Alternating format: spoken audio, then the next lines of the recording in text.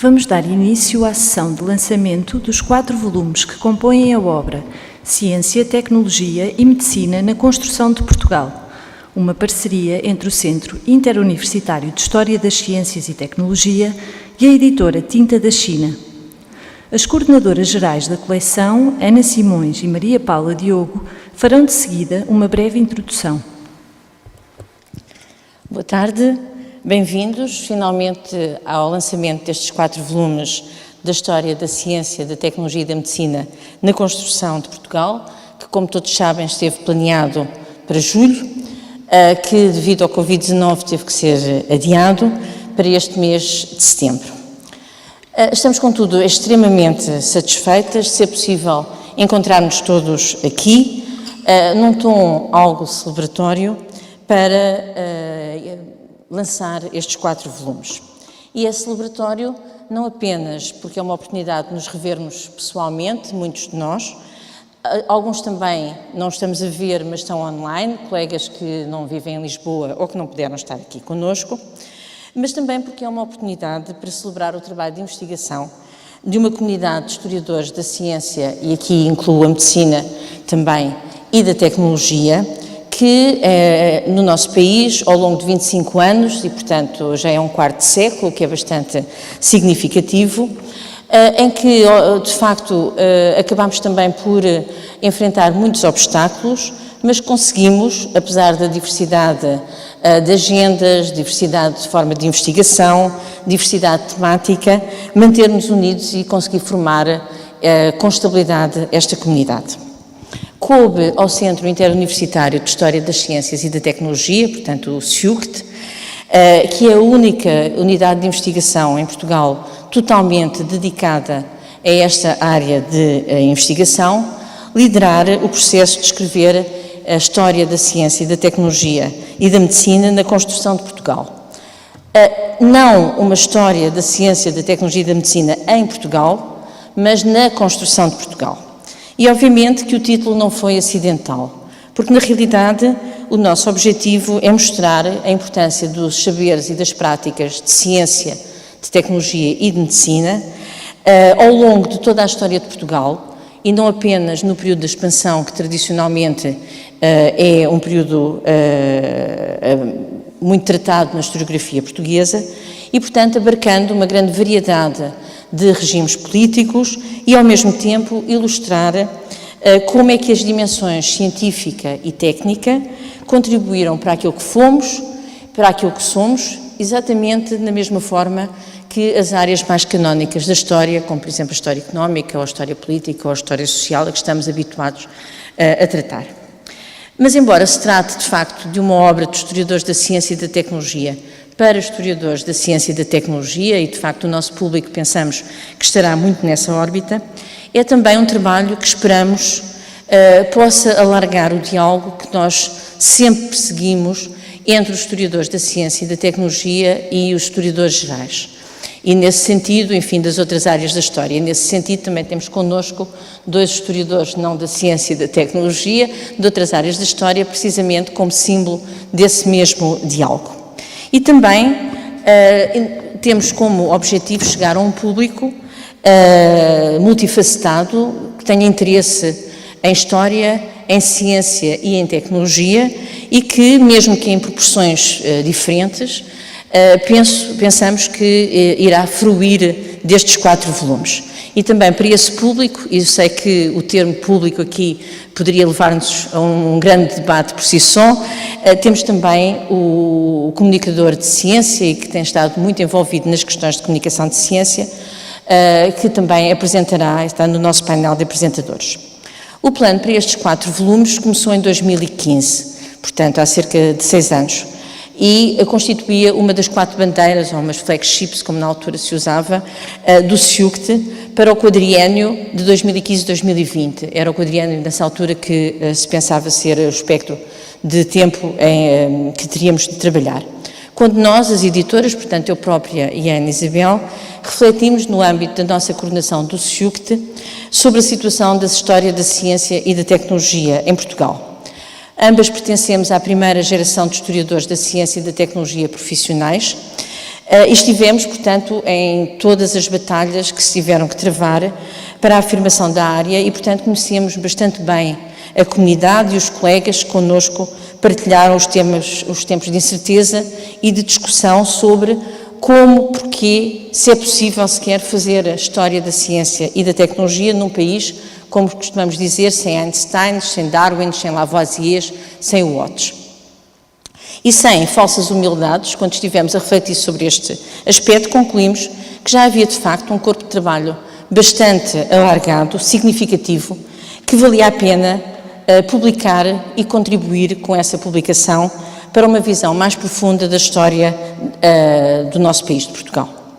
Claro que entre esta conclusão geral, que nos deixou fortemente satisfeitas, de facto, e a construção de cada volume, houve um período bastante longo, porque há de facto uma diferença abismal entre chegarmos a esta conclusão e conseguir passar à prática. E, portanto, a nossa primeira tarefa foi esboçar os 4 volumes e este esboço fizemos nós as duas e a nossa colega Ana Carneiro, que está na audiência e que foi a nossa principal cúmplice neste primeiro trabalho de esboçar os 4 volumes. Depois juntámos também a contribuição do Henrique Leitão e da Marta Lourenço para encontrarmos uma organização que nos parecesse coerente e ao mesmo tempo tocasse todos os temas que nos pareciam incontornáveis para um conjunto de volumes deste tipo. E, portanto, encontrar depois em seguida os colegas que estivessem a trabalhar sobre estes temas. E foi sobre estes 4 índices provisórios que posteriormente convidámos os colegas que vieram a ser os editores de cada volume, portanto há 3 editores por cada volume, acolhendo naturalmente as suas sugestões e os seus ajustes nos volumes que tinham a seu cargo. Um segundo momento, também extremamente importante, como podem facilmente pensar, foi de contactar os possíveis autores, da forma o mais inclusiva possível. Portanto, apesar do SIUC estar a coordenar a obra, a nossa intenção foi sempre pensar em termos da comunidade de historiadores da ciência e da tecnologia em Portugal, porque essa é de facto a agenda que temos perseguido desde o início do nosso trabalho. Conhecendo a nossa comunidade, sabíamos que há uma grande diversidade de agendas metodológicas, de maneiras de pensar a história, de maneiras de fazer a investigação histórica e, portanto, era necessário encontrar uma forma de, não interferindo na liberdade individual de cada autor e de cada investigadora, permitir o diálogo entre capítulos e entre volumes, o que implicava uma certa uniformização.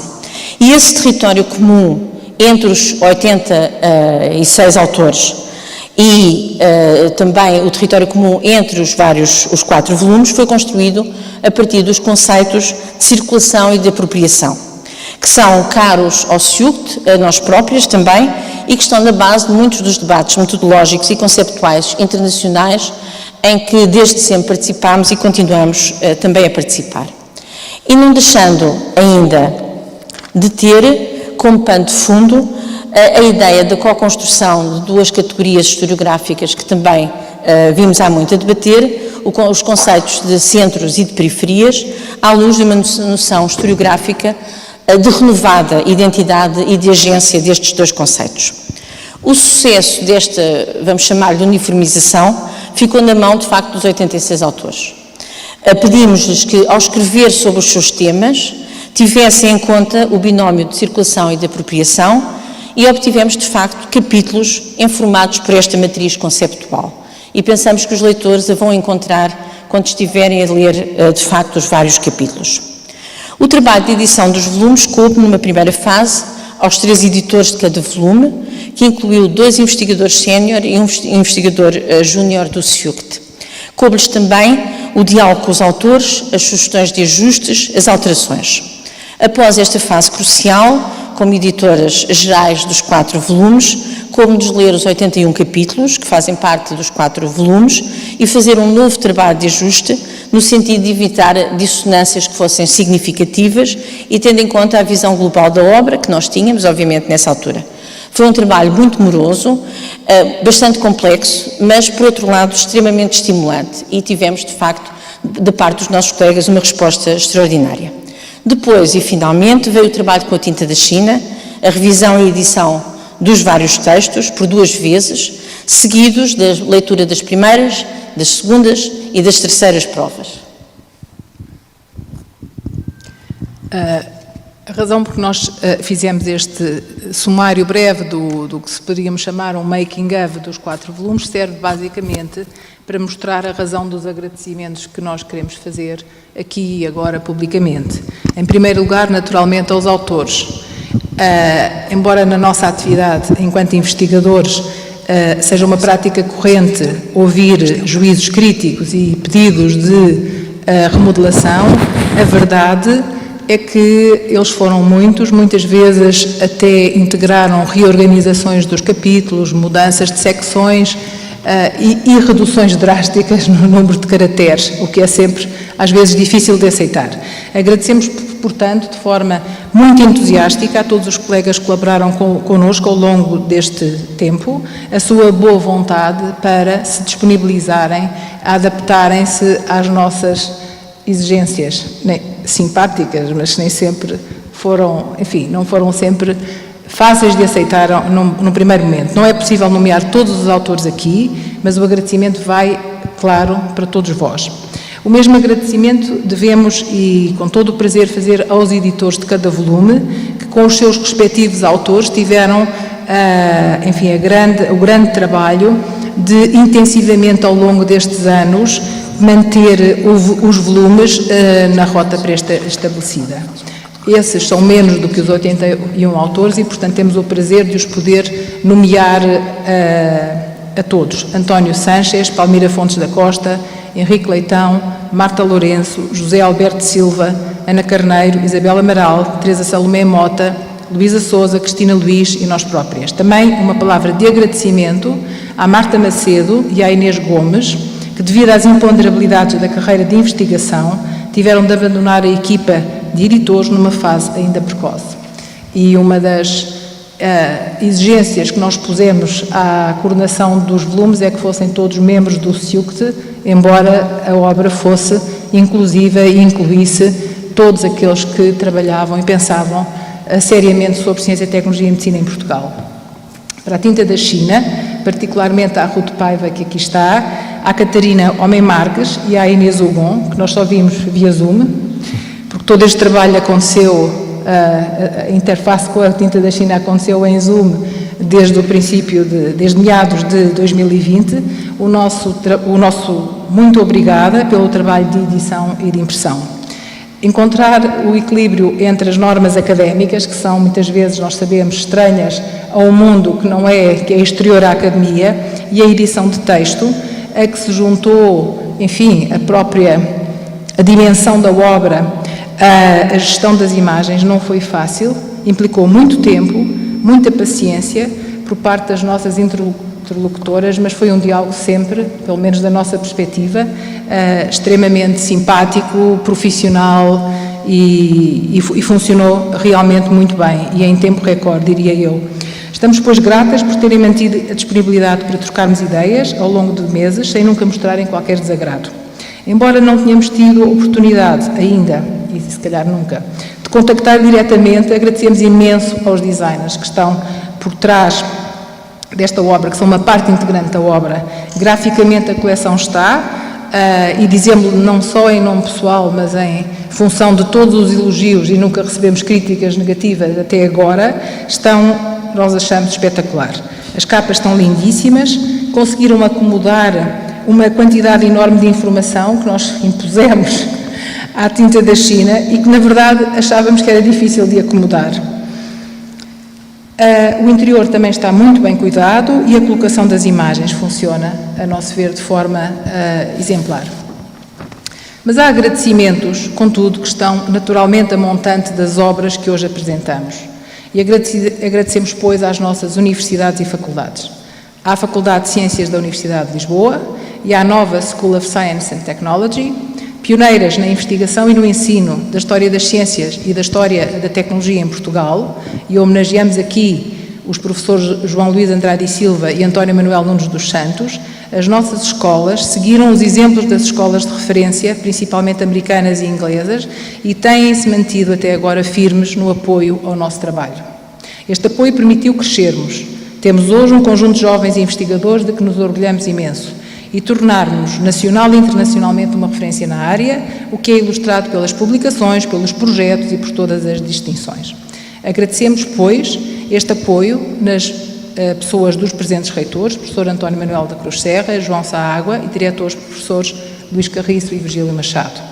Permitam-nos ainda aqui relembrar o professor Fernando Santana, que infelizmente já não nos pode acompanhar, mas que viu sempre na história da ciência e da tecnologia uma mais-valia na formação dos futuros cientistas e engenheiros. Também um agradecimento à FCT. Só um financiamento continuado da FCT permite estabilizar a comunidade de investigadores, com particular atenção aos mais jovens. O CIUCT esteve sempre entre as unidades de investigação melhores classificadas e tem um forte reconhecimento internacional que atravessa todas as gerações de investigadores. Embora, naturalmente, tenha havido dissonâncias com a FCT, não temos dúvidas da sua importância na realização destes 4 volumes. Queremos também agradecer aos 3 colegas que aceitaram apresentar os volumes e que estão aqui connosco, dando corpo à nossa vontade de que com estes volumes dialogássemos não só com os historiadores, como com um público tão alargado quanto possível. Claro que agora vêm as vossas palavras e dir-nos-ão se nós conseguimos, se atingimos ou não este propósito. Estão connosco aqui os historiadores Álvaro Ferreira da Silva e Rui Tavares e eu, o comunicador de ciências José Vítor Malheiros. Finalmente, queremos dedicar este lançamento aos colegas e autores que inesperada e injustamente nos deixaram no início deste ano. Helena Avelar, Bruno Navarro e Francisco Contente Domingues. Esperamos que o seu entusiasmo pelo projeto e a dedicação com que escreveram os seus capítulos fique refletido neste momento em que lançamos os 4 volumes. Celebremos, pois, este momento de partilha.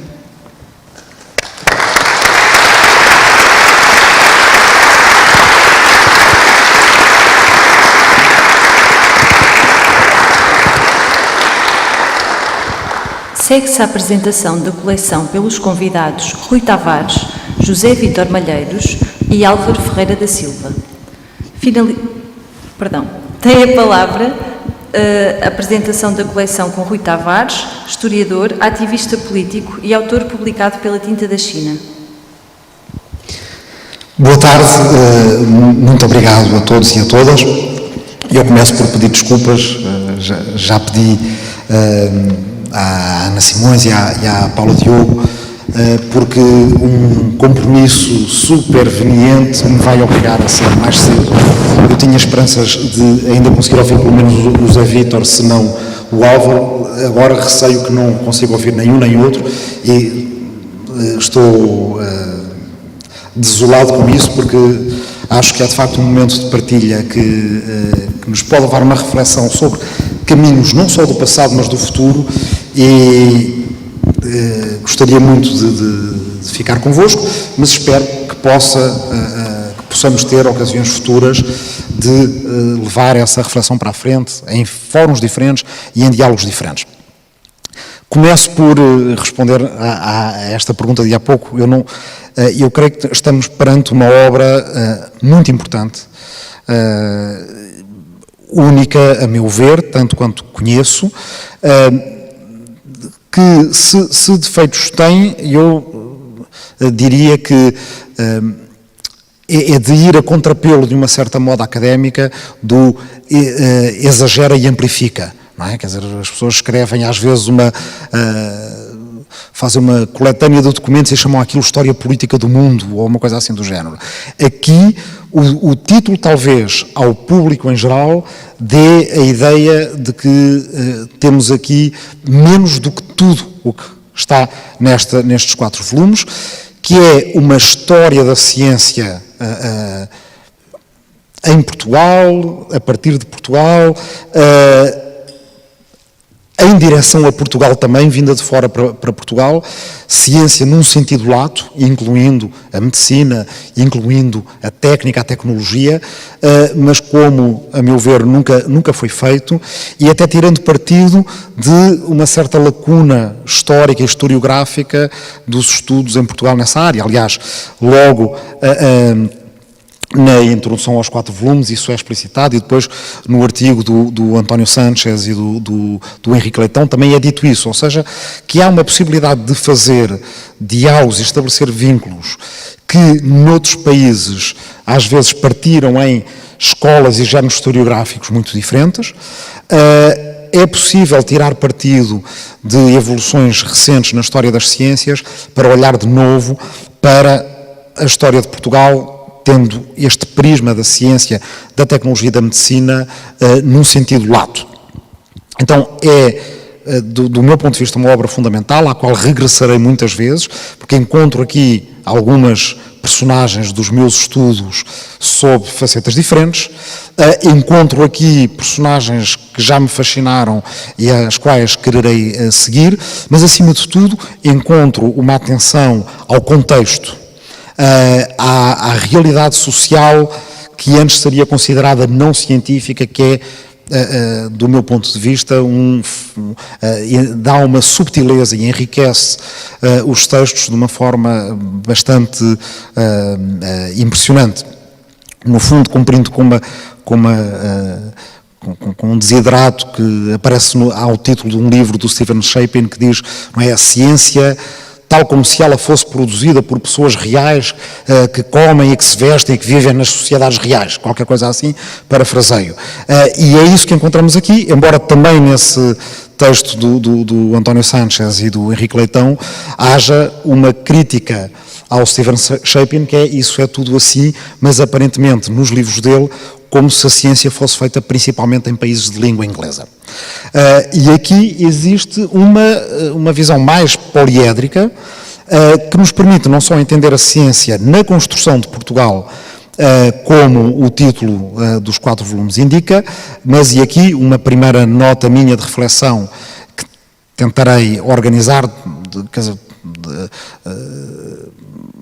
porque é impossível fazer justiça aos 4 volumes e aos 81 autores citando artigos 1 a 1, portanto tentarei estabelecer aqui algumas linhas de reflexão que os 4 volumes me suscitaram, talvez esboçando o que poderia ser um argumento, ou um ensaio de um argumento. E a primeira nota é esta, é na construção de Portugal, se entendida a partir do prisma da história, da ciência, da tecnologia e da medicina, mas de certa forma também, se olharmos de fora, por exemplo, do ponto de vista do historiador político, do historiador das ideias, ou de historiadores que, atentos aos fenómenos da construção da identidade nacional, há aqui muito também para a desconstrução das ideias feitas sobre nação. Começarei com um primeiro elemento que eu acho que é ilustrativo, mas que todos entenderão. A importância que têm os judeus portugueses, no primeiro volume da história tardo-medieval e da primeira modernidade, early modern, como dizem os anglo-saxónicos, às vezes diria nearly modern, não é? Só muda uma letra, mas quase moderna.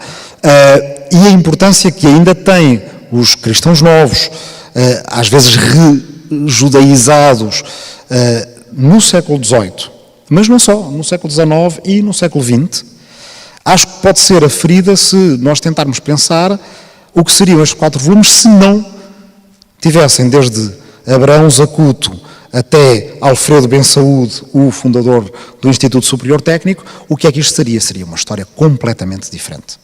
Não é? Passando por Ribeiro Sanches, passando por Francisco Sanches, passando por Jacob de Castro Sarmento, etc. Portanto, primeira nota, que serve também para esse público mais generalizado a que estes 4 volumes se destinam, provavelmente não tão surpreendente para os historiadores da ciência ou os filósofos da ciência, mas para esse público em geral, perceber que a ciência em Portugal se fez em primeiro lugar, num reino multiétnico e multirreligioso, e depois, em grande medida, por uma comunidade que, a partir de certa altura, deixou de ser considerada parte do reino, mas continuou a considerar-se parte da nação, no século XVII e no século XVIII, e depois foi considerada de fora da nação, e alguma dessa comunidade regressou, mas há pouco eu mencionava o Alfredo Ben Saúde, uma das razões que leva à formação do técnico, e há também aqui um capítulo no 4º volume sobre isso,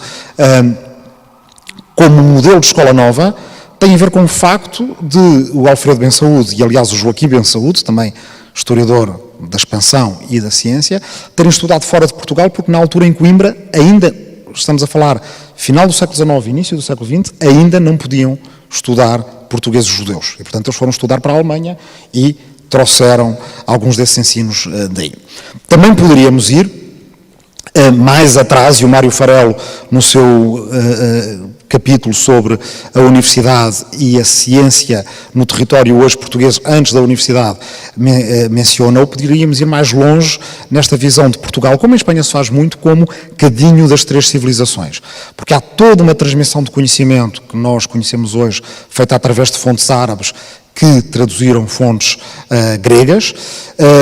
Por exemplo, não sabia, e vi nesse texto do Mário Farelo a referência à existência de livros do Al-Kindi, que é esse primeiro grande tradutor persa, aliás, e não árabe, mas para árabe, de obras gregas, a existência de livros dele aqui, ainda antes da fundação dos Estudos Gerais. E há coisas que nos continuam a interessar e a fascinar. A mim, pessoalmente, volto sempre a esta história de como é que o Al-Farabi, lá da Ásia Central, de perto de Samarcanda, vem dar a palavra alfarrábio aqui em Portugal, passando pelo latim alfarabius, da tradução dos seus livros pelo Geraldo de Cremona, mas isto não aparece noutras línguas latinas. Será indício de um certo averroísmo português que há quem queira ver nas obras do Pedro Spano, provavelmente João 21. Aqui também há um espaço que é, se quiserem, antes de Portugal, mas que é interessante para explorar. E depois, no volume 2, continuando esta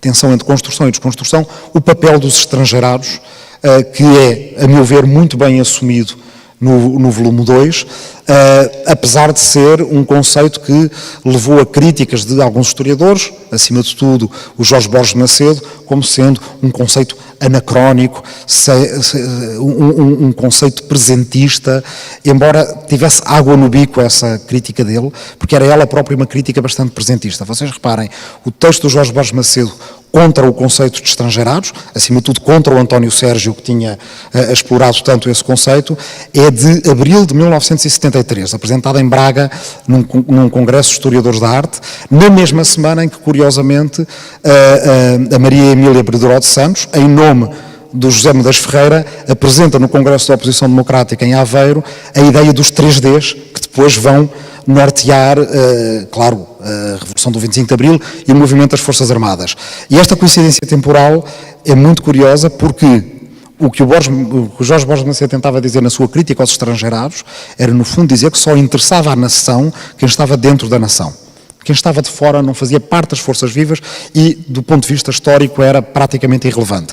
Mal sabia ele que, na mesma semana, um estrangeirado, porque o Medeiros Ferreira estava em Genebra, estava a escrever aquele que seria o manifesto do regime que veio a seguir e no qual ainda vivemos. Portanto, acho muito bem, muito importante que, crónico ou anacrónico, que o conceito de estrangeirados seja tão bem trabalhado aqui, porque ele nos dá uma ideia também de como a ciência depende de redes de pessoas que são transnacionais e transfronteiriças, e isso está muitíssimo bem retratado. Como está no terceiro volume algo que tem a ver com o papel que a ciência, às vezes subalterno, às vezes instrumental, que a ciência desempenha na implementação de desígnios do Estado, alguns deles de centralização de poder e de autoridade.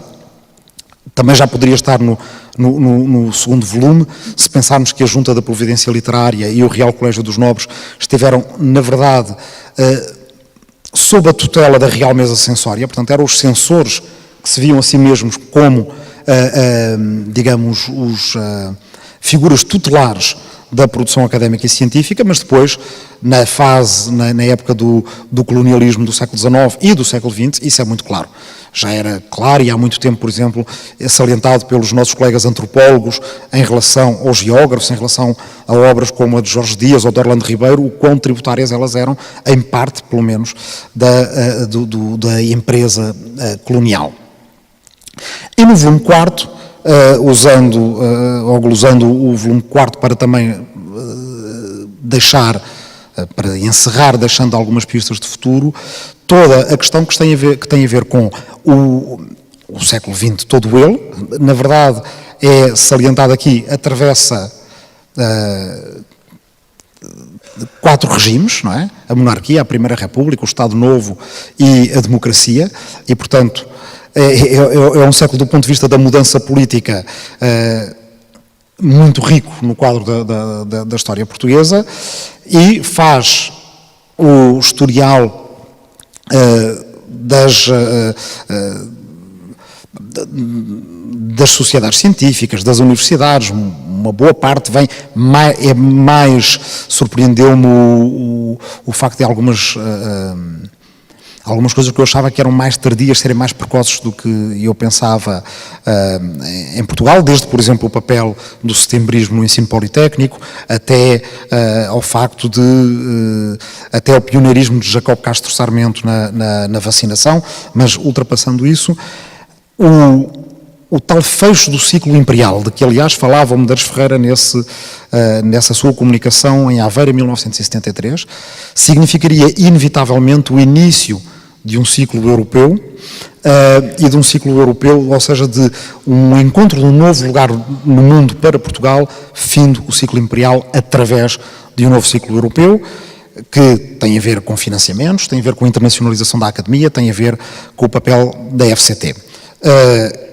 Quero terminar lançando só uma pista para o futuro.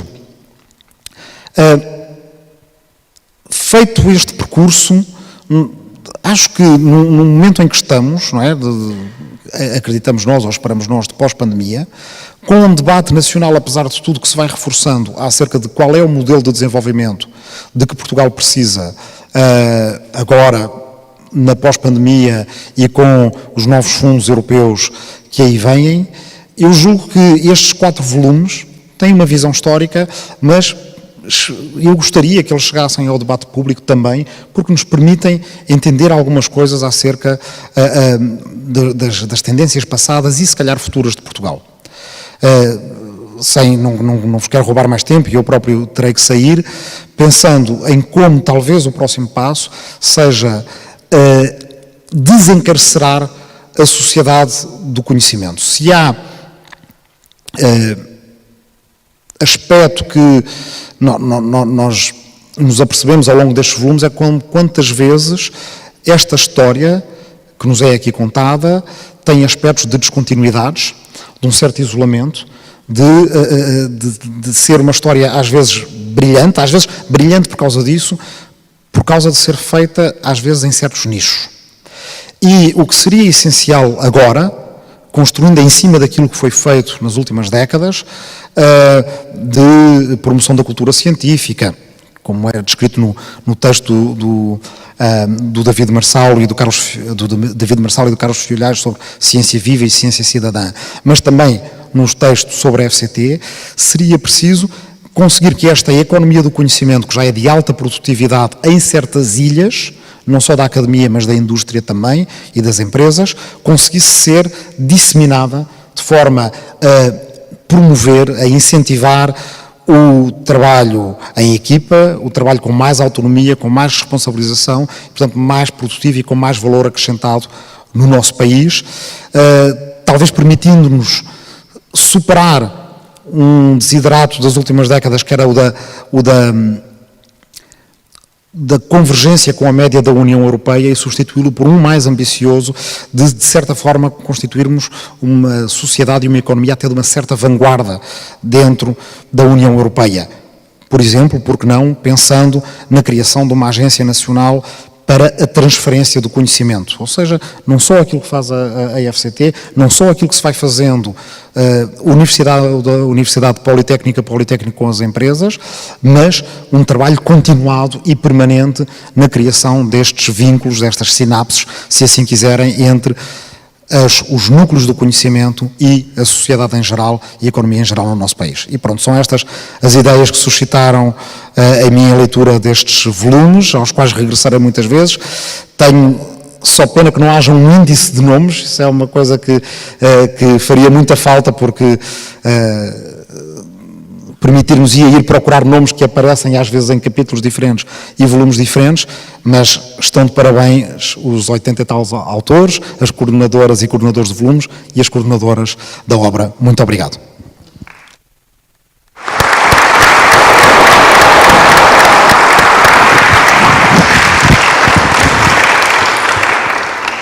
A segunda intervenção está a cargo de José Vítor Malheiros, consultor de comunicação de ciência, que todos conhecem das suas publicações regulares na imprensa. Peço desculpa. Boa tarde a todos. Há um sketch do Gato Fedorento, que já tem bastantes anos, que eu gostei muito, onde há um talk show onde se discute a situação no Médio Oriente e então os convidados são um militar, um general, um especialista de geoestratégia, um professor universitário, investigador na área de relações internacionais e um gajo da Alfama. Eu aqui sim, nesta apresentação, estou a fazer um lugar de gajo da Alfama. Não pensem que isto é depreciativo, porque de certa... Exatamente. Porque, de certa maneira, segundo as próprias autoras admitiram, o gajo da Alfama, ou o que isso possa querer significar aqui, pode ser também um dos destinatários destes 4 volumes.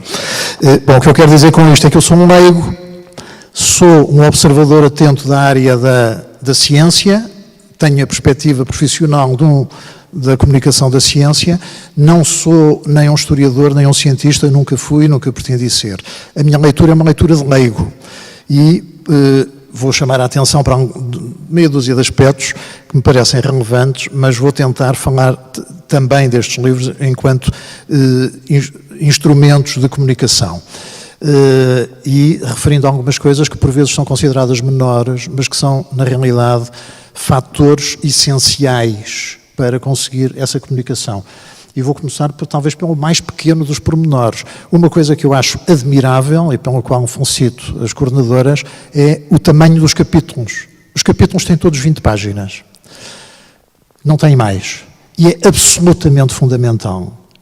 O número, eu atrevia-me a fazer aqui uma previsão, se fizéssemos um estudo, estes mesmos livros, se em vez de terem capítulos de 20 páginas, se tivessem capítulos de 50 páginas, provavelmente iriam ter 10% dos leitores que vão ter. Porque quando eu chego a uma livraria e agarro neste livro e o folheio, e tenho que ser uma pessoa interessada e tenho que descodificar o título, etc. Enfim, já lá vamos, isto não é perfeito. Vou aqui assim ao índice e depois, quando vejo um tema que me interessa, vou ver quantas páginas é que isto tem. E se tiver 50 páginas, provavelmente nem lhe meto o dente, não compro um livro, mas se tiver 20 eu farei isso. Portanto, acho que é absolutamente, não sei quem é que tomou a decisão das 20 páginas, mas pormenores como este não são pormenores, são pormaiores. Bom, isto era apenas uma nota prévia.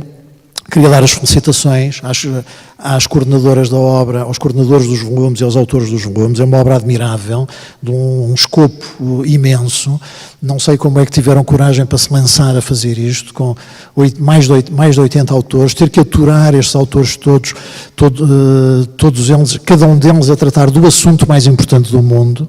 Nós sabemos como é isso, enfim, estivemos muitos de nós já nessas circunstâncias. Portanto, queria dar os parabéns. Isto não é exatamente uma história da ciência, e eu não vou dizer ciência, tecnologia, medicina, engenharia, matemática, portanto, de ciência, entendendo-se como o chapéu de todos esses saberes e práticas, não é uma história da ciência, é um enorme mosaico muito interessante, muito rico, muito vasto, muito variado.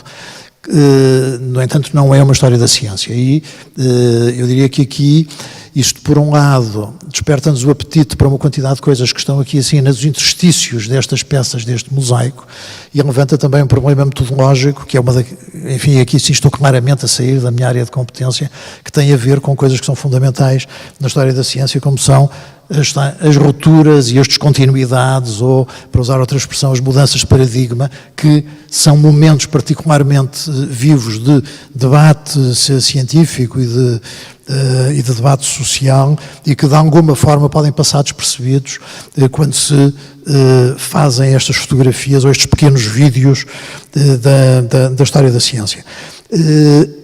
Queria dar os parabéns também, porque isto é uma obra que é concebida como uma obra de comunicação pública. As próprias coordenadoras, eu penso que o enunciam de uma forma algo tímida, porque isto está a algures entre a comunicação científica e a comunicação pública da ciência. No entanto, penso que é muito útil, extraordinariamente útil como instrumento de comunicação pública de ciência. Há um enorme esforço de divulgação. A linguagem utilizada, apesar de muitos tiques científicos, entre aspas, está cheia de tiques científicos, eu assinalei-os nos capítulos que li, não consegui ler tudo, mas li uma grande parte. Assinalei esses tiques científicos, enfim, para eventuais futuras conversas, está cheia de tiques científicos, mas nota-se que há um enorme esforço de divulgação. Isso acho que é admirável. Muitas destas coisas que eu li aqui assim, pedem um outro desenvolvimento, colocando uma tónica muito mais viva naquilo que podemos chamar na divulgação da ciência ou da divulgação da história. Eu comecei a imaginar a ver alguns destes capítulos como minisséries televisivas, já para não falar em telenovelas, acho que seria excessivo, mas alguns destes personagens e destas peripécias merecem, e acho que devíamos fazer este esforço. Enfim, obviamente que nos rimos, eu também me rio e digo isto como uma nota bem disposta, mas penso que esse esforço é absolutamente necessário. Se nós conhecemos... enfim, eu lembro-me, eu quando era muito miúdo, li as biografias do Edison, da Madame Curie, do Pasteur, etc. E precisamos de histórias, nós temos protagonistas que também tiveram histórias interessantes e seria conveniente, seria preciso divulgar essas histórias de uma forma acessível ao público leigo.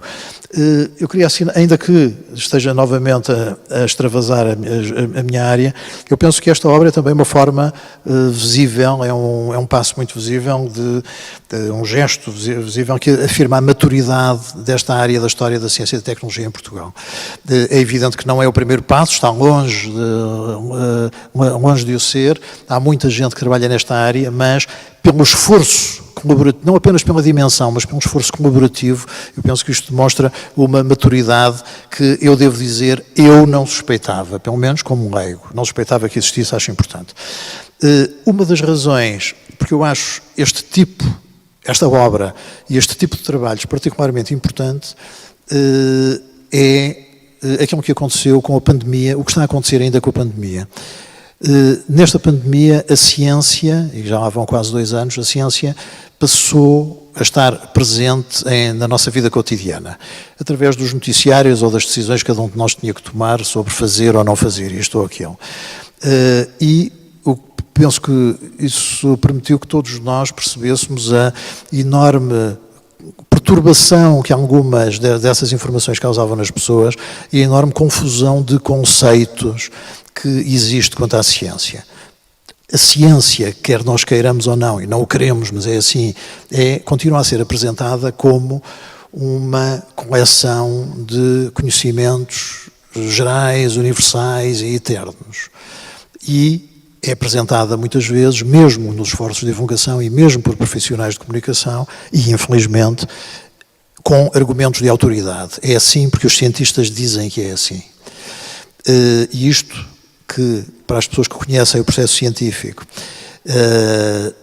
percebem o que é que está enterrado, qual é que é o resto do iceberg, para alguém que não conhece esse processo científico, isto é sentido como apenas um puro argumento de autoridade e reagem contra isso.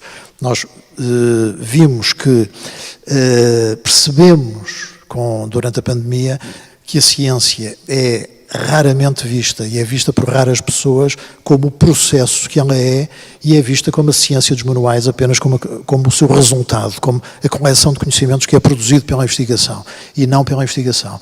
E daí essas perturbações todas quanto a saber se devemos usar máscara ou não, e as confusões e as críticas que foram feitas às autoridades de saúde, neste caso, ninguém sabe nada, e depois esta conclusão, eles afinal não sabem nada disto. Ou, a propósito das vacinas, dizem que as vacinas são eficazes, mas afinal a pessoa pode ser vacinada e apanha a Covid na mesma, coisas deste tipo. Portanto, isto o que demonstra é independentemente do grau de instrução das pessoas, uma enorme confusão quanto àquilo que a ciência é e à maneira como a ciência funciona. Eu penso que este tipo de obras que falam da ciência, que colocam a ciência num determinado espaço e num determinado tempo e que falam da ciência enquanto fenómeno social inserido numa realidade social específica são absolutamente fundamentais. A ciência continua a ser vendida e apresentada, por vezes com boas intenções, mas como algo de alguma forma religiosa, como a aura religiosa, de alguma forma como um conhecimento que está fora do tempo e fora do espaço. E é preciso recolocá-la no espaço, recolocá-la no tempo, recolocá-la na sociedade e explicar e falar das relações que existem entre as escolhas científicas, as teorias científicas, os resultados científicos, as práticas científicas, as práticas sociais que derivam dessas práticas científicas e a sua relação com os valores sociais e com as práticas sociais. E eu penso que isso é absolutamente essencial. No domínio da comunicação de ciência há muito que eu defendo. A ciência não deve ser apresentada como uma coleção de resultados, isso é a coisa menos importante e mais provisória que existe na ciência. Portanto, acho que esta obra é admirável por causa disso e porque permite prolongar o caminho nesse sentido. Esse conhecimento de uma ciência que é colocada num determinado tempo e num determinado espaço é importante, não apenas em termos de cultura, mas penso que é fundamental em termos de cidadania, porque é esse conhecimento que nos interpela e nos leva e nos força a avaliar o conhecimento e a interpretar o conhecimento e a tomar decisões incorporando esse conhecimento, partindo também da nossa posição enquanto indivíduos, da nossa posição na sociedade, dos nossos desejos e dos nossos objetivos e os objetivos e desejos da sociedade em geral. Eu tenho muitas mais notas, teria muito mais coisas para falar, mas não vou falar muito mais. Queria apenas notar, é curioso que o Rui Tavares fez uma referência a isso, há um dos capítulos que é do António Sanches e do Henrique Leitão, fala desta questão da narrativa hegemónica que continua a predominar no mundo inteiro, não é em Portugal, é no mundo inteiro, onde a ciência é apresentada como uma produção da Europa do Norte e depois há uma série de episódios mais ou menos marginais, nos quais há outros países que participam. Esta visão, nós habituámos-nos, consideramos isto uma visão etnocêntrica, mas habituámos-nos de tal forma a ela que todos nós a adotamos de alguma maneira. Portanto, este esforço, que é um esforço que não é apenas em prol de Portugal, mas é em prol da cultura, em prol do pensamento, em prol do conhecimento, de apresentar histórias, narrativas que de alguma forma completam, alteram ou põem em causa essa narrativa hegemónica, penso que é outra das grandes qualidades desta obra. Muito obrigado.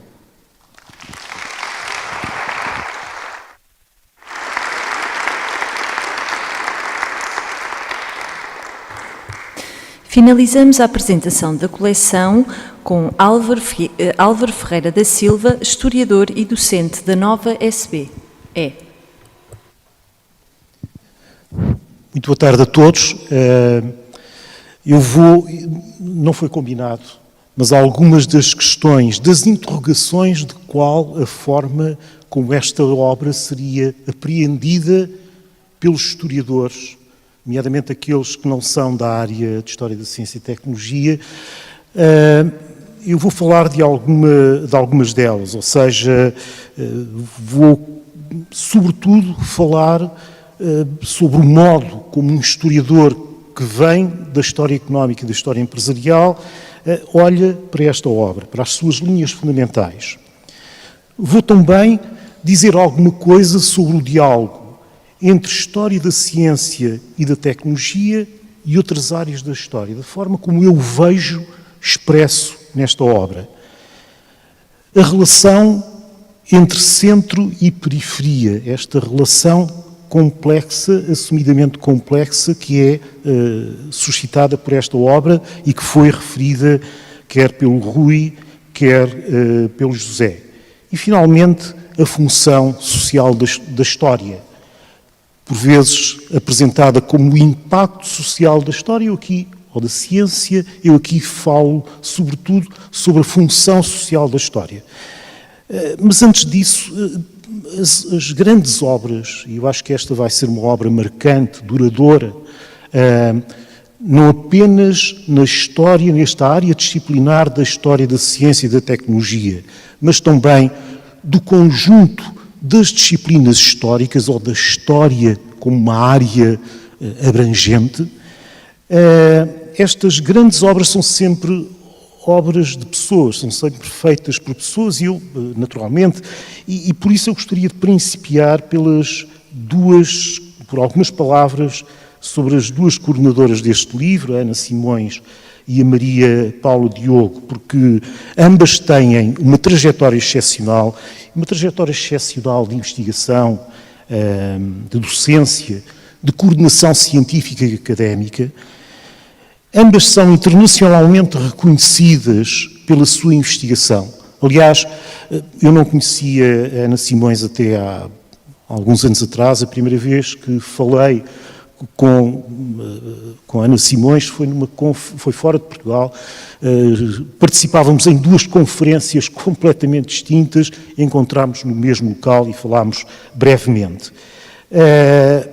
Por isso, a Ana Simões, para além de ter publicado abundantemente em revistas e livros internacionais, foi presidente de uma das mais prestigiadas associações científicas, the European Society for the History of Science. Esteve entre o núcleo fundador do grupo STEP, Science and Technology, in the European Periphery. Conheço a Maria Paula Diogo há mais tempo. O seu percurso de investigação e de reconhecimento internacional é também, a todos os títulos, notável. Enfim, em qualquer uma delas não vou passar em revista o CV, vou apenas salientar o papel decisivo que a Maria Paula Diogo teve na criação de duas redes internacionais de colaboração em termos de investigação. Tensions of Europe e a Inventing Europe. Recebeu também, em 2020, a Leonardo da Vinci Medal, um galardão que a Society for the History of Technology atribui a todos aqueles que têm uma contribuição excepcional para a história da tecnologia. Entre os que receberam este galardão, encontramos nomes como Maurice Domas, Joseph Needham, Thomas Hughes, Nathan Rosenberg ou David Lanz, entre outros. Assim, temos na coordenação desta obra duas prestigiadas investigadoras de História da Ciência e Tecnologia a nível mundial. Aliás, ambas contribuíram para, enfim, aquela que eu conheço como a melhor história da ciência, de Cambridge History of Science, o que seria, desde já, um bom augúrio para fazer desta iniciativa de uma história da ciência e tecnologia em Portugal, do seu contributo para a formação de Portugal, uma aventura com sucesso. É um trabalho rigoroso de concepção e coordenação, mas é também um trabalho de equipa. A Ana e a Maria Paula tiveram a capacidade de congregar o vasto grupo de investigadores que já foi referido por variadas vezes para a realização desta história da ciência e da tecnologia. Não se tratou de uma tarefa fácil mobilizar tantas vontades, e eu creio que, aliás, uma das razões, porque tentando olhar obras semelhantes noutros países, é tão raro encontrar obras deste cariz, mesmo naqueles países que têm uma dinâmica de investigação, tradições de investigação nesta área e uma escala de investigação superiores àquelas que Portugal tem.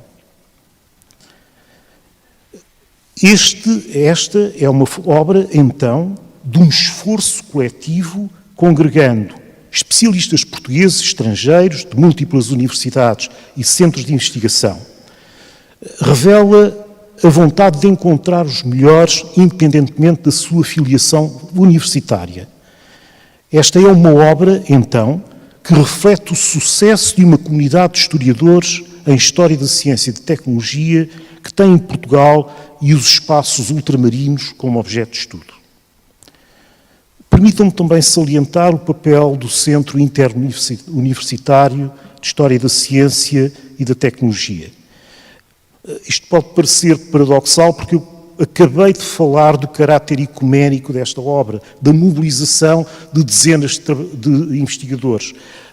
Eu, por acaso, contei 87 e não os 86, erro meu, com certeza. No entanto, perceber-se-á, espero, a razão para este destaque ao Centro Interuniversitário de História da Ciência e da Tecnologia, porque foi, creio eu, conheço alguma coisa daquilo que foi a dinâmica de investigação em História nos últimos 15 anos, por algumas funções que desempenhei, e eu creio que este é um dos casos mais precoces e também de maior sucesso de fusão de centros de investigação, daqueles que conheço. O objetivo foi ganhar, enfim, aquilo que se pretende com a fusão de centros de investigação de massa crítica, emular centros de investigação internacional, promover uma agenda de investigação que colocasse a história da tecnologia e da ciência nos eixos explicativos do desenvolvimento de Portugal e da Europa. Este é o resultado deste trajeto.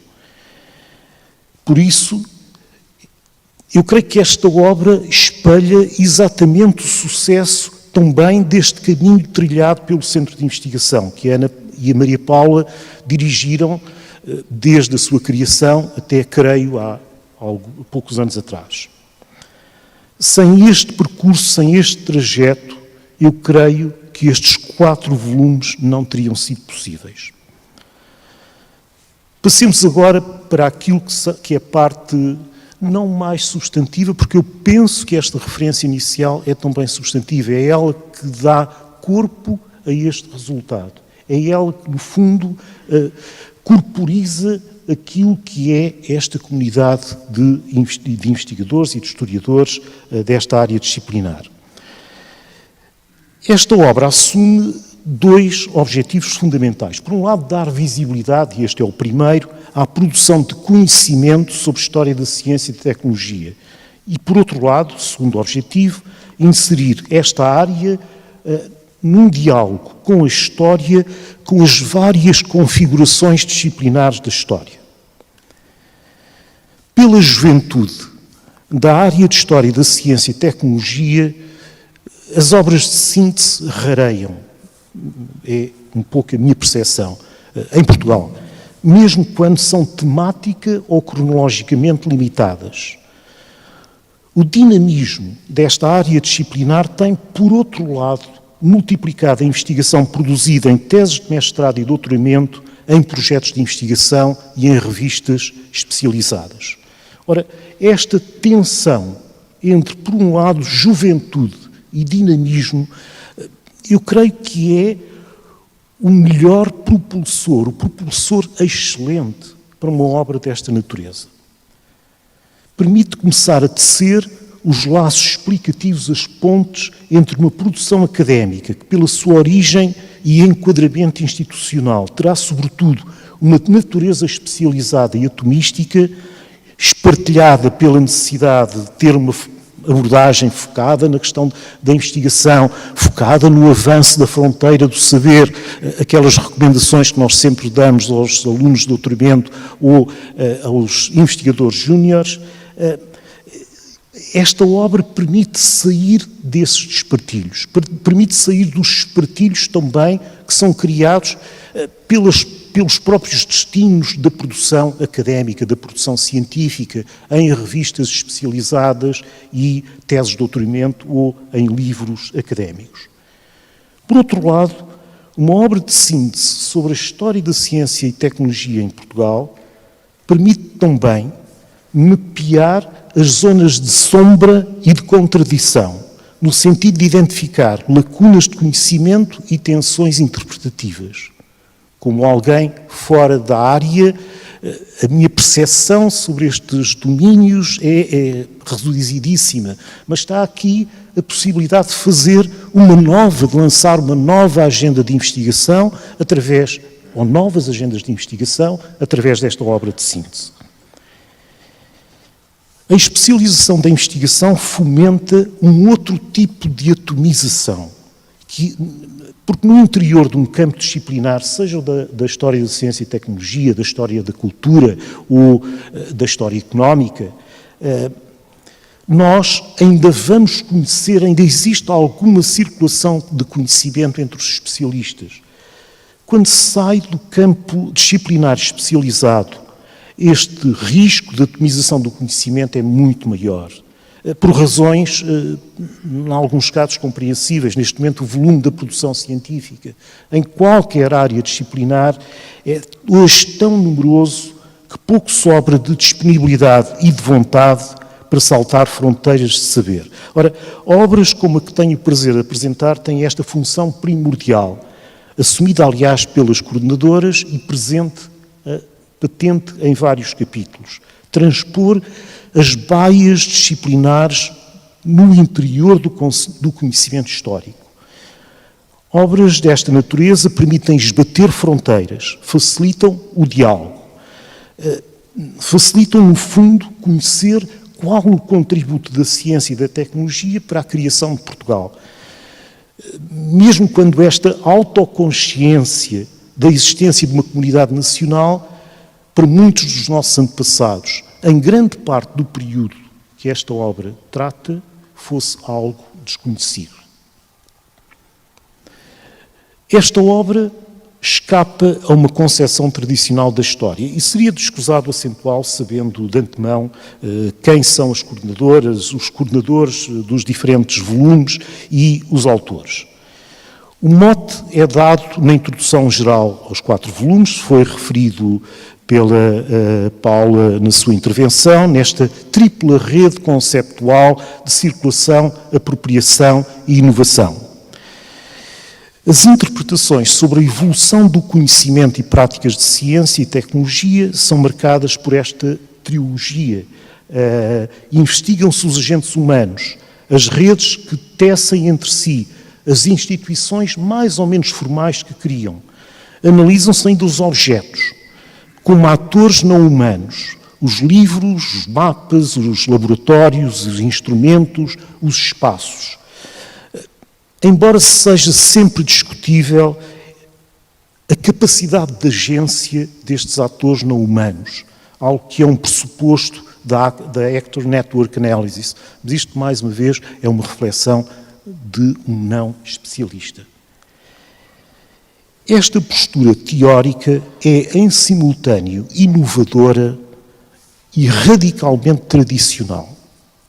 Inovadora porque surge ancorada numa linha teórica e interpretativa responsável, que tem sido responsável pela renovação da investigação em história da ciência e tecnologia. Tradicional porque recupera aquilo que tem sempre constituído o contributo radicalmente diferente da história no quadro das humanidades e das ciências sociais. A atenção ao contexto e ao caráter holístico do conhecimento do homem em sociedade. Ora, esta assunção de uma postura contextual holística empurra por si só esta história da ciência e tecnologia em Portugal para o diálogo com outras áreas disciplinares no interior da história, sejam elas a história da cultura, a história política e das instituições ou a história social. E são variados os exemplos em que esse diálogo existe, nomeadamente aqueles que são mais óbvios para o historiador económico e empresarial que sou, desde o papel do investimento estrangeiro na transferência de conhecimento, o papel do Plano Marshall também nessa transferência de conhecimento, a análise de alguns setores, aqueles mais contemporâneos, mais recentes, cimentos e plásticos, mas também a construção naval no período moderno, de infraestruturas, desde as barragens das colónias aos caminhos de ferro, o papel do laboratório aduaneiro da alfândega no controle da qualidade. Outros temas tecem uma teia de relações com a história social e não vou multiplicar as referências como os que abordam a mobilidade internacional dos cientistas ou o papel dos estrangeirados, já aqui referido pelo Rui, ou de outras comunidades e redes de cientistas. ou ainda a ação de certos grupos profissionais que têm um papel relevante, que tiveram e têm um papel relevante na história moderna, contemporânea das elites em Portugal, como engenheiros e médicos. Esta perspectiva contextual, holística, histórica, no fim de contas, assume-se ainda numa outra direção. Procura-se reconhecer os contrapontos entre práticas locais e processos supranacionais, as transferências e apropriações de conhecimentos e técnicas, mas também os paradoxos que emergem da lente conceptual assente na tríade apropriação, circulação e inovação. Portugal não é uma ilha, e aqui peço de empréstimo o título tão adequado que o José Luís Cardoso, um dos autores, utilizou para sintetizar o legado historiográfico de um amigo que recentemente partiu, Pedro Lins. O mesmo pode ser dito sobre esta história da ciência e da tecnologia em Portugal. Portugal não é uma ilha, mas Portugal não é uma ilha num duplo sentido, que é o cunho do modo inteligente e por isso mesmo mais complexo de utilizar um método comparativo, o de inserir em dinâmicas globais a evolução do conhecimento e científico-tecnológico local, mas também o de reconhecer e acentuar que existe uma história para além dos centros de saber e de poder. Periferias ou minorias são resgatadas por esta dupla face do método comparativo, aquela que permite transpor a história das periferias para o centro do debate historiográfico. Neste caso, a história de um pequeno país de periferia geográfica, ontem como hoje, não nos esqueçamos, um dos mais pobres da Europa Ocidental. Nesta outra tensão, esbate-se, ou melhor, e de forma mais rigorosa, complexifica-se a dicotomia centro-periferia. Esta é uma obra que se dirige para um público culto e não apenas de historiadores. Com isso, promove também o impacto social da investigação, algo hoje repetido nas linhas de orientação dos concursos de financiamento, pelos dirigentes das nossas escolas, e alguns deles estão aqui, ou dos centros de investigação. Aqui quero referir-me mais à função social da história, a de permitir compreender o mundo em que vivemos. Pode-se naturalmente ter uma visão mais sanguínea deste papel social da história, em que esta assume uma função demiúrgica, transformadora. Embora não partilhando este maximalismo, acredito que a história permite interrogar mais inteligentemente o presente e o devir. E creio que este livro caminha nesta direção. Permite dar a conhecer o que de melhor se tem feito em história da ciência e tecnologia no nosso país. Permite entender que a compreensão do nosso país fica mais pobre sem conhecer o papel dos homens e mulheres, das instituições e práticas de ciência que construíram o Portugal contemporâneo. Corrijo, não apenas fica mais pobre, porque tal daria a noção de que esta mobilização de conhecimento é cumulativa, e ela não é. Não integrar a história da ciência e da tecnologia impede, impossibilita, afinal, a compreensão do país e da sociedade que somos. E com isto, esta obra resgata a noção de impacto de investigação, aquilo que é a nobreza da história social, da função social da história e dos historiadores. Muito obrigado.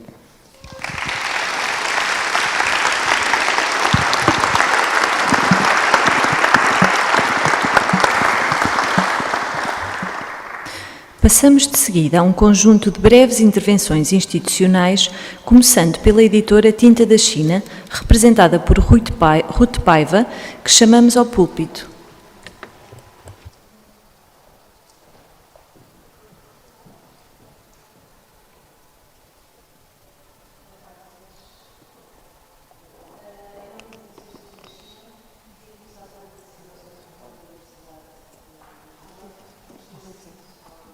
Microfone. Já está? Vou repetir. Em nome das edições Tinta da China, queria começar por agradecer ao Sr. Reitor da Universidade de Lisboa por nos ter cedido a aula magna para fazermos esta apresentação. Queria também agradecer às coordenadoras gerais deste volume, à Ana Simões e à Maria Paula Diogo, primeiro pelos rasgados elogios à equipa da Tinta da China, e depois pela coragem e dedicação em coordenar uma vasta equipa em prol do objetivo de contribuir de forma inegável para a história destas disciplinas em Portugal. Foi um prazer trabalhar convosco. Não podemos também deixar de agradecer aos restantes coordenadores e aos 86 autores que contribuíram para estas obras e, claro, ao apoio do CIUCT, que foi fundamental para este trabalho.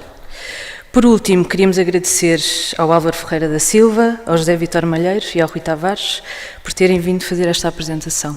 Muito obrigada.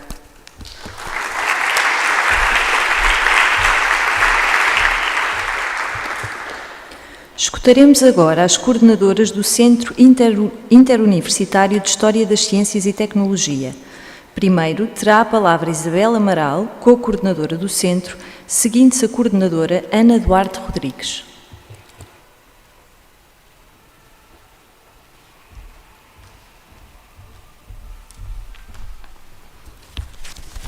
Muito boa tarde a todos. É de facto muito gratificante estar a ver tantos rostos que direto ou indiretamente estão relacionados com o lançamento desta obra aqui, neste espaço e felizmente quase sem máscara, pelo menos os que estão deste lado. É uma honra poder estar aqui, dizia eu, para assistir ao lançamento desta obra tão importante para a história da ciência, da tecnologia e da medicina na construção da nação. E que homenageia também, e gostaria de o fazer em nome do Centro de Investigação, publicamente as duas organizadoras gerais, Maria Paula Diogo e Ana Isabel Simões, pelo percurso, já aqui, enfim, de alguma forma muitíssimo valorizado no contexto dos oradores que me antecederam, precisamente pelo mérito científico internacional e pelo seu reconhecimento no contexto destas áreas científicas. Sem elas, obviamente, esta obra não teria sido possível e, portanto, em nome do CIUCT, aqui a nossa homenagem.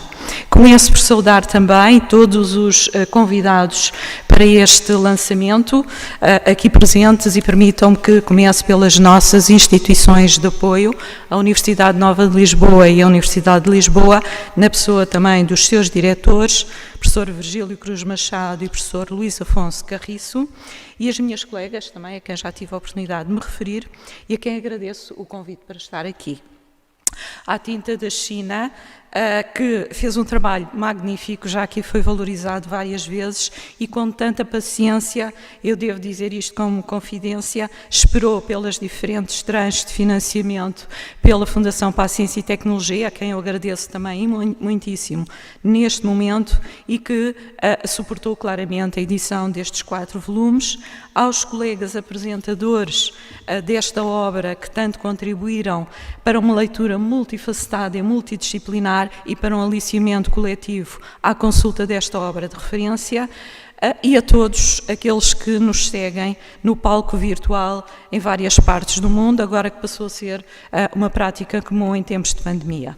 Este é um momento muito especial na história do nosso centro de investigação, e é também por isso um momento de agradecimento a todos os colegas coordenadores das diferentes áreas que aqui já foram citados, mas que eu me permito novamente citar: António Sanches, Palmira Costa, Henrique Leitão, Marta Lourenço, José Alberto Silva, Ana Carneiro, Teresa Mota, Salomé Mota, Cristina Luiz e Maria Luísa Sousa, para além, obviamente, da Paula Diogo e da Ana Carneiro, e sobretudo aos autores, e que são quase uma centena, não só os investigadores do CIUCT, mas também, sobretudo, os colegas externos que aqui deixam o seu contributo e que sem ele não seria possível publicar esta obra.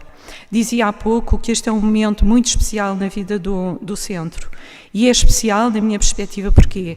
Porque representa o reconhecimento desta investigação da área em Portugal, uma área ainda jovem no contexto nacional, que nasceu no século passado com o Grupo Português de História da Ciência e que continua com este centro de investigação, o único que tem precisamente a investigação nestas áreas científicas e que agora conseguimos concretizar, envolvidos 6 anos desde o início deste sonho pelas nossas organizadoras e, à época, coordenadoras do centro de investigação. Por outro lado, conseguiu congregar a grande maioria dos investigadores do CIUCT, jovens e séniores, e dos investigadores que em Portugal dedicam a sua investigação a estas áreas, muitas das quais resultantes de projetos de investigação ou que resultaram precisamente neles de formação académica avançada e também de redes internacionais de intercâmbio de conhecimentos e práticas nesta área. É uma obra original que alinha, também como já foi referido, com os padrões internacionais na abordagem destas áreas de investigação, ancoradas em conceitos como os de circulação, apropriação e inovação e que permite uma reflexão cada vez mais alargada no debate historiográfico atual. É uma produção coletiva e este é um grande mérito, na minha perspectiva, desta obra, e uma vez mais referido, é uma obra de referência para todos os investigadores, particularmente os do universo lusófono, e espera-se em breve uma obra semelhante para o público de investigadores e académicos internacionais. Coloca, por isso, ao CIUCT de novos desafios que, em conjunto e uma vez mais, devemos abraçar. Muito obrigada a todos.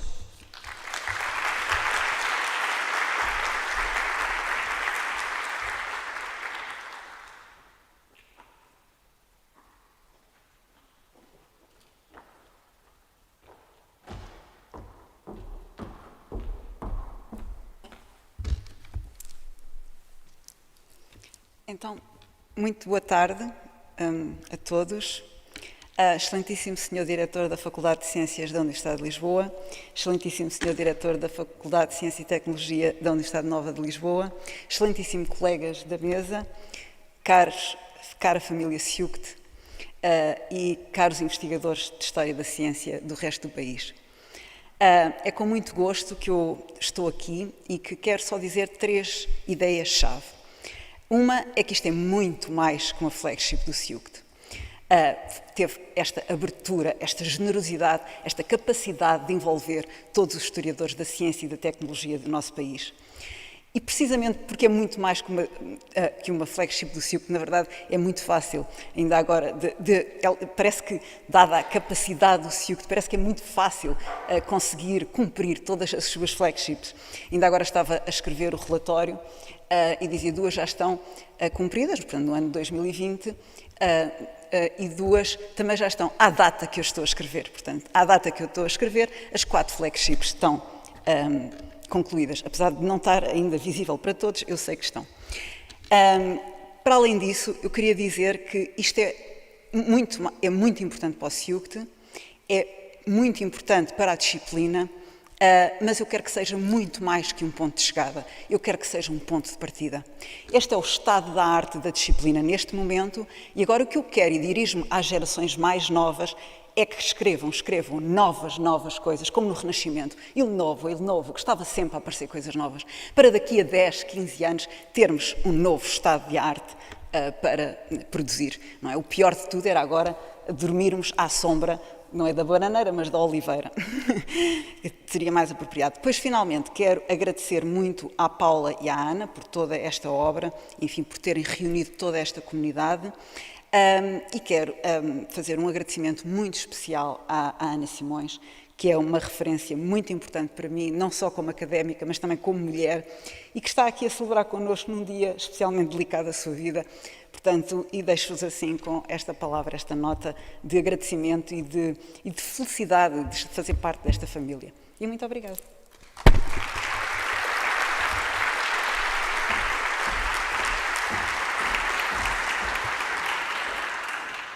Segue-se a intervenção do Sr. Diretor da Nova School of Science and Technology, Professor Dr. Virgílio Machado.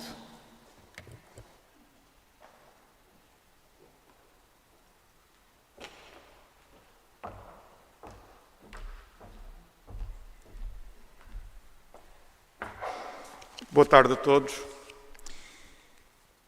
Pediram-me para dizer umas pequenas palavras.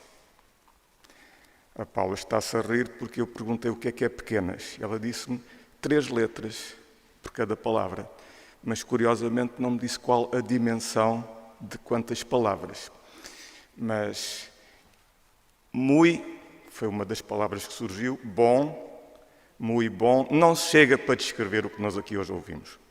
Ouvimos coisas muito melhores do que podem ser ditas por 3 palavras, particularmente pelos colegas que estão sentados aqui nestas 3 primeiras cadeiras e que realmente ilustraram a magnificência de uma obra de peso, não pelos quilos que representa, mas pela qualidade que representa.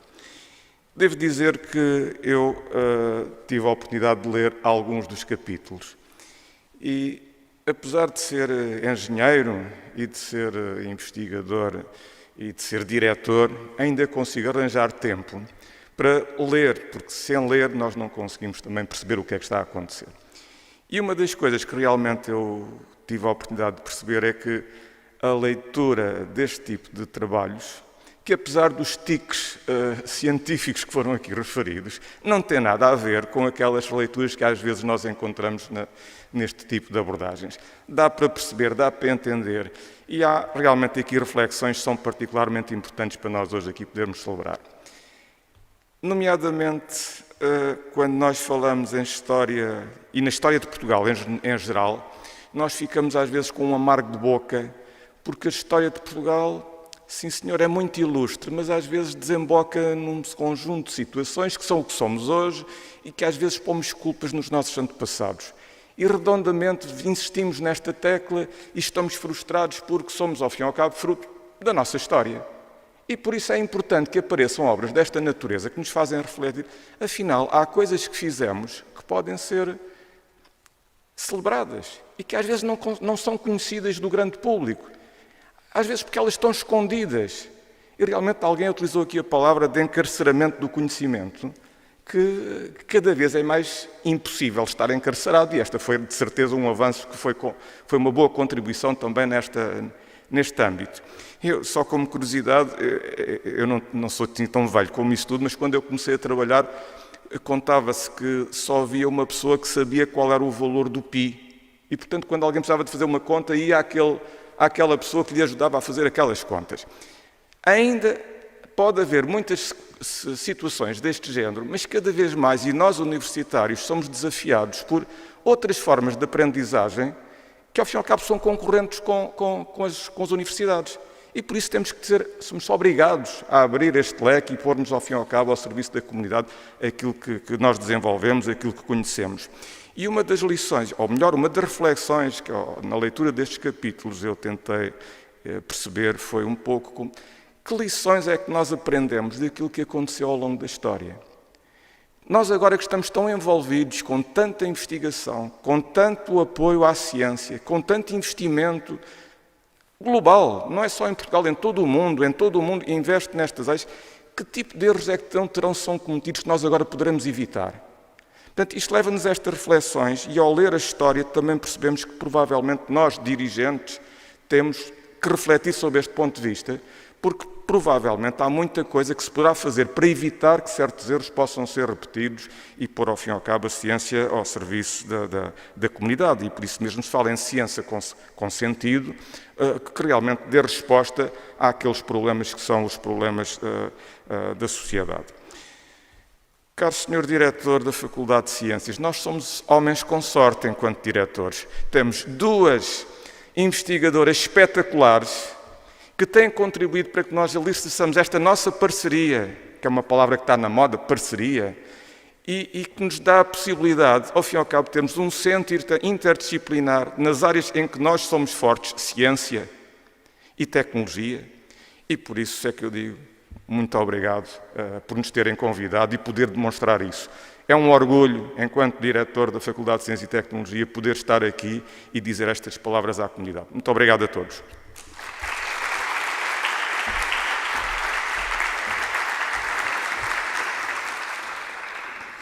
Passamos agora à intervenção do Sr. Diretor da Faculdade de Ciências da Universidade de Lisboa, Professor Dr. Luís Carriço.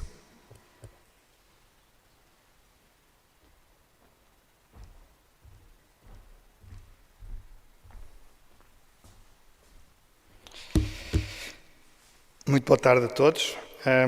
O diretor da Faculdade de Ciências tirou umas palavras todas, tínhamos combinado que era muito bom, ali com a Paula, mas, e, portanto, não sei o que é que posso dizer mais. Eu prometo ser breve, ou semi-breve, conforme quiserem.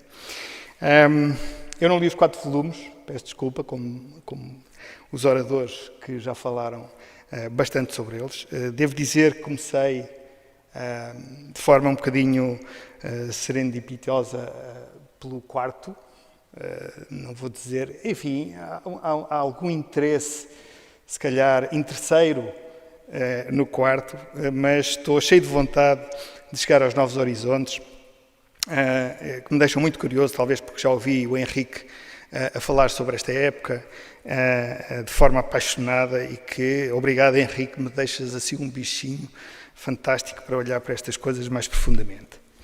É muito interessante a história dos museus ensaiados e, claro, a reforma da investigação, que devo dizer é uma leitura, como eu disse, egoísta e que me poderá, quem sabe, nos poderá ajudar a esgrimir argumentos com o Sr. Ministro ou com a Sra. Presidente da FCT, eu posso dizer isto porque ela hoje não veio, portanto posso usar este argumento depois a posteriori.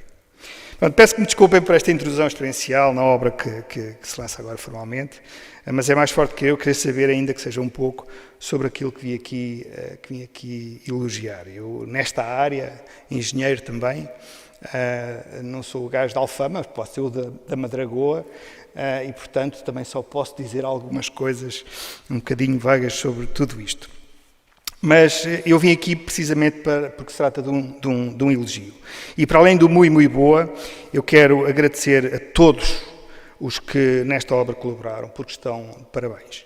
É uma obra impressionante, pela amostra que eu provei, mas também por todos os comentários que aqui ouvimos, e de pessoas bem mais conhecedoras do que eu. E a montante pela expectativa, e que estou certo que não se logrará, da confiança que eu tenho nos excelentes investigadores e docentes que nós tivemos a trabalhar nesta obra. Deixem-me também ser um pouco egocêntrico e, por um lado, falar no SIUCT, embora o grande elogio ao SIUCT já foi feito, quer pelo meu caro diretor da Faculdade de Ciências, quer por um dos oradores, e, portanto, eu estaria aqui a repetir, mas deixa-me dizer que, obviamente, a Faculdade está extremamente orgulhosa por fazer parte e por ter no seu seio um centro de excelência como é o SIUCT, não só pela classificação, mas pela qualidade dos seus investigadores. Mas quero também dar os parabéns individualmente a todos os investigadores, docentes ou não, que contribuíram para esta obra, e estou a falar de todos aqueles que pertencem a esta grande universidade. E perdoe-me o nosso novo reitor da ainda maior Faculdade de Ciências aqui neste contexto. Estou extremamente orgulhoso e lembro que ciências é feita por estas grandes pessoas e, através delas, os parabéns que eu estou a dar é também um parabéns para ciências. Muito obrigado.